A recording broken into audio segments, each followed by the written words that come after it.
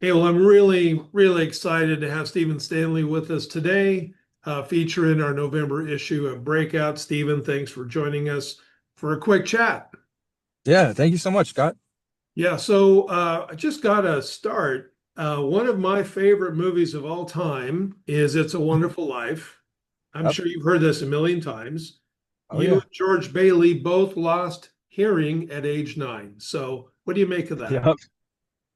And no, that's actually my favorite Christmas movie. I Oh, love that no movie. kidding. But I remember the first time I watched I became deaf when I was 9. But I remember watching that for the first time, and I was like, "Mom, what? That's crazy." Yeah, great show. But obviously, I mean, I don't know how you've managed that, but our, listeners, your fans certainly would never know. Um, and as that, I assume, added to some part of your journey as a songwriter and artist? Sure. As far as like playing music and singing, I mean, I couldn't tell you the effect that it has necessarily. It does have some like technical effects to it because I can't hear music how everybody else hears it. It's not to get all nerdy about music, but a lot of times there's instruments that are on your left ear and there's different instruments on Sure, your right ear. of And course. when they meet together, they kind of come together in your brain and they make this awesome sound. I don't know what that feels like. So a lot of times when we're mixing or making the music, I'm kind of having to trust somebody else, an engineer or somebody that's like, hey, this sounds good. Trust me. Like you know? Trust me. Yeah. So you play multiple instruments, I understand, and you started at a young age. Give us just a quick idea of what that journey's been like, Stephen. Yeah, I started playing music right after the accident where I lost hearing, and then my dad was a pastor. So church is a great place to learn how to play music. They got all the instruments, and there's a place to actually learn how to perform music and play it. And yeah, I grew up. I think I was 13 when I started playing in like the big church, playing guitar, and then I still lead worship to this day when I'm home at my dad's church. And yeah, I've just never stopped. And then I played all the instruments are there, like I said. So there's drums there, so I learned how to play drums, and there's a bass guitar and keyboards and everything else. So you're an active worship leader. Yeah, I still. didn't know that. Give us a couple of your favorite congregational worship songs that you lead. Ooh. I love the song "Living Hope" by Phil Wickham. That's one we do at least once a month. We'll do that one. And then I love probably my favorite of the past 5 years or so is probably "Gratitude," Brandon Lake Hard song. to beat that. Yeah. Yeah, I'd love to hear your renditions of both of those. I bet they're awesome. So, one thing that we do at Worship Road Radio is we have a feature called Songs That Preach Without Really Trying. And we set it up with a brief review of how, if you listen to the lyrics of this song, it would have a completely different faith meaning to you if you look at it through a faith lens, right? And I got to tell Right. you, we're playing Bridge Over Troubled Water a lot on our station. I just think Oh that what wow. you've done with that is brilliant. It really fits that feature that if you listen to that song that you've done through a different lens, it's completely different. Talk to us about how you came up with that and your experience doing it. Oh man. I mean that I think Bridge Over Troubled Water. Paul Simon, I think, is one of the best, greatest songwriters of all time. Um, and I think that song is one of the best songs of all time. And I remember, I think I had just signed a record deal with Capitol, and they said, "Hey, I was doing covers on TikTok, and they're like, we want you to do a cover. Here's a list of songs." Ah, And I didn't look at the rest of the songs. I saw Bridge Over Troubled Water. I was like, we're doing that. So we ended up doing that, and um, I totally see what you're saying. My dad's song that he always says, "Look through a faith lens," is "Rock of Ages" by Def Leppard. He always says, "Look at that one." I might take you up on that. That Yeah.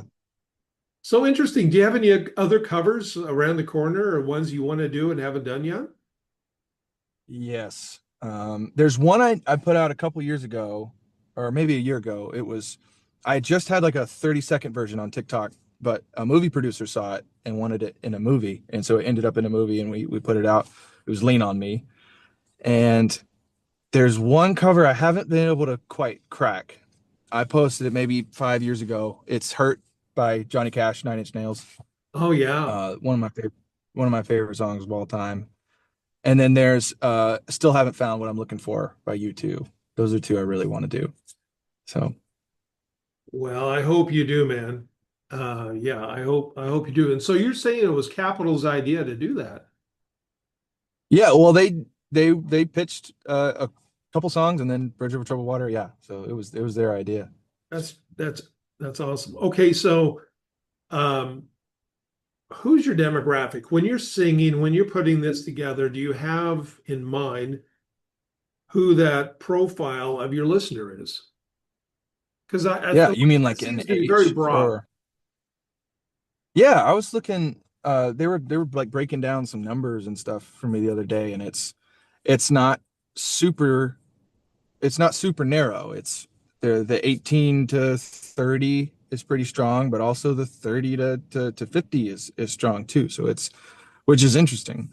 A lot of times, especially in Christian music, you'll see that like 25 to 45, like that's kind of your window almost.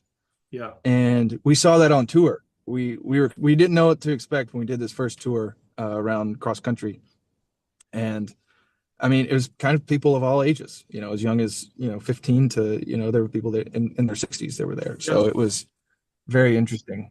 But I think there is a um, when I started out, like I said, I've kind of brought it up, like posting covers on TikTok back in like 2020 through 2023, and I sort of gathered a following from doing that. And then I started making Christian music and putting that out, and it caught a few people by surprise. But the thing I've noticed is that I can, I almost feel this responsibility to write songs for people that maybe aren't Christians, Yeah. but I want to share the gospel. So when we did this tour, that was a big part of it. Was we didn't want to go to churches. We wanted to go to these rock and roll venues across the country. And I brought my dad with me, and he shared the gospel every night.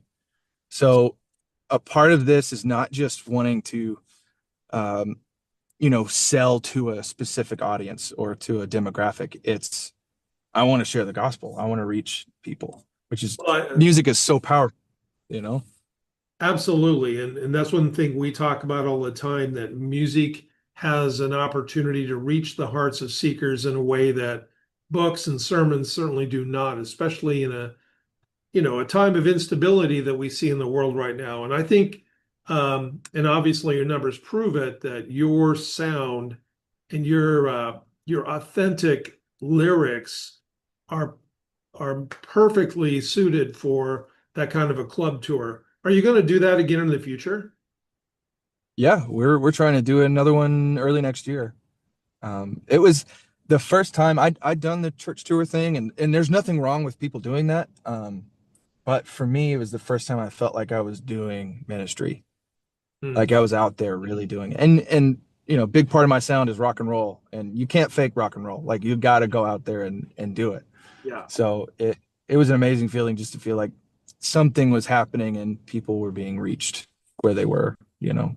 For what it's worth, I think Canada is the demographic up here is a great fit for you. So when you're talking about tours with your guys, you know, Oh yeah. remembering us here in Canada, we'd love to see you come up here. Just a couple more things. So your videos have a feel that's very uh, unique and I think very effective. I mean, the my favorite is Whatever It Takes. Um, do you speak into those videos? Is that done with an outside group? I mean, tell me a little bit about how you approach the video with your songs and what you see as the outcome from them.